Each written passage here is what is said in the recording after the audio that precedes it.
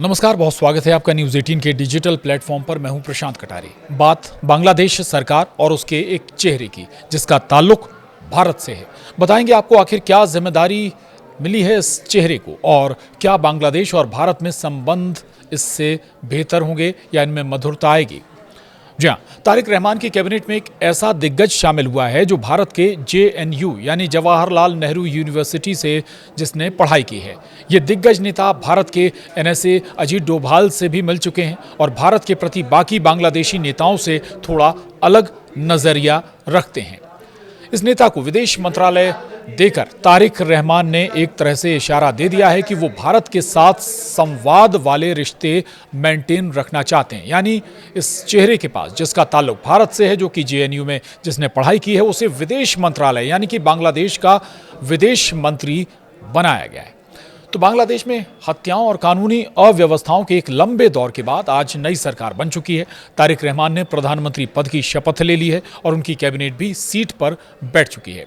उनकी कैबिनेट में एक से बढ़कर एक दिग्गज शामिल हैं। इसके अलावा तारिक की कैबिनेट में एक ऐसा शख्स जो JNU का स्टूडेंट रह चुका है, इस शख्स को विदेश मंत्रालय दिया गया। यानी भारत से जुड़े सारे मुद्दों को यही मंत्री डील करेगा। आपको बताते हैं ये शख्स कौन है, भारत को लेकर उनका नजरिया आखिर क्या है। तो कौन है JNU का ये छात्र, जानिए आप। दरअसल ये शख्स बांग्लादेश की नई सरकार में विदेश मंत्री का पद संभालने वाले डॉक्टर खलीलुर रहमान हैं, जिनका व्यक्तित्व बेहद गहरा और कूटनीतिक रूप से सुलझे हुए नेता के तौर पर देखा जाता है। वो एक ऐसे अनुभवी राजनयिक हैं जिनके भारत के साथ पुराने संबंध हैं। तारिक रहमान की कैबिनेट में खलीलुर रहमान भारत बांग्लादेश के बीच महत्वपूर्ण ब्रिज की भूमिका निभा सकते हैं। वहीं यूनुस सरकार में NSA की भूमिका भी इन्होंने निभाई थी।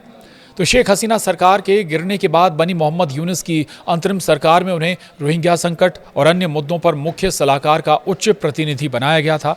वो राष्ट्रीय सुरक्षा सलाहकार NSA के रूप में भी सक्रिय रहे।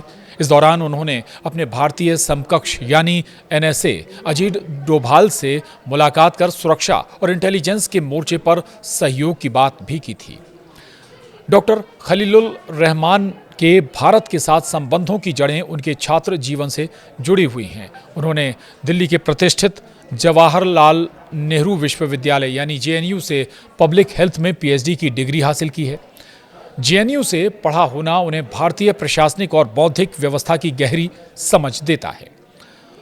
और जब निज्जर केस को लेकर भारत और कनाडा के बीच कूटनीतिक विवाद चरम पर था, तब कनाडा में बांग्लादेश के उच्चायुक्त के रूप में डॉक्टर खलीलुर रहमान ने कनाडा पुलिस की आलोचना की थी। उन्होंने कहा था कि कनाडा अपराधियों और भगोड़ों के लिए सुरक्षित पनाहगाह बनता जा रहा है, जो भारत के रुख का समर्थन करता था। यानी खलीलुर रहमान का जो नज़रिया है वो भारत के प्रति नरम है, समर्थन वाला है। अब बात इनकी छवि की भी कर लेते हैं। उन्हें बांग्लादेशी कूटनीति में भारत के प्रति बैलेंस और सकारात्मक नज़रिया रखने वाला चेहरा माना जाता है। ये करियर डिप्लोमेट रहे हैं और भारत में बांग्लादेश उच्चायोग में भी अपनी सेवाएं दे चुके हैं। खलीलुर रहमान 1985 बैच के विदेश सेवा अधिकारी हैं। उन्होंने संयुक्त राष्ट्र, UN, विश्व स्वास्थ्य संगठन WHO और कनाडा में उच्चायुक्त के रूप में काम किया है। एक मेडिकल डॉक्टर MBBS होने के साथ साथ उनके पास अर्थशास्त्र और कूटनीति की भी डिग्री है। अब जानिए आखिर क्या है तारिक रहमान की इंडिया पॉलिसी। तो तारिक रहमान ने उन्हें विदेश मंत्री बनाकर यह संकेत दे दिया है कि BNP सरकार भारत के साथ टकराव के बजाय संवाद और सहयोग चाहती है। खलीलुर रहमान की रणनीति और पुरानी जान पहचान भारत के साथ तीस्ता जल समझौता और सीमा सुरक्षा जैसे पेंडिंग मुद्दों को सुलझाने में मददगार साबित हो सकती है।